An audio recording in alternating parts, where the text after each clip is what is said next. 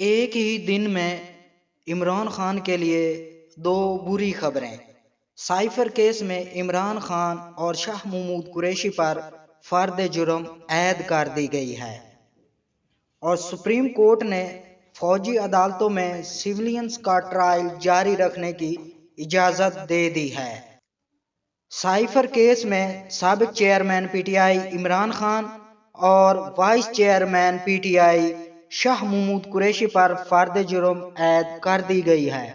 خصوصی عدالت کے جج ابو الاسناد ذوالقرنین نے راولپنڈی کی اڈیالہ جیل میں آفیشل سیکرٹ ایکٹ کے تحت سائفر کیس کی سماعت کی۔ عدالت نے 1993 کے آفیشل سیکرٹ ایکٹ کی سیکشن 5 اور 9 کے تحت عمران خان اور شاہ محمود قریشی پر فرد جرم عائد کر دی۔ ان دونوں دفعات کے تحت سزائے موت، عمر قید یا 14 سال قید کی سزا ہے۔ دونوں ملزمان نے صحت جرم سے انکار کرتے ہوئے فرد جرم میں لگائے گئے الزامات کو من گھڑت قرار دے دیا۔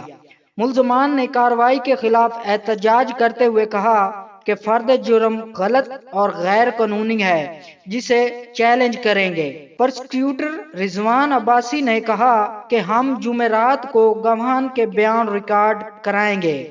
فرد جرم میں 3 مختلف الزامات لگاتے ہوئے کہا گیا کہ عمران خان نے بطور وزیر اعظم اور شاہ محمود قریشی نے بطور وزیر خارجہ سیکرٹ ایکٹ کی خلاف ورزی کی۔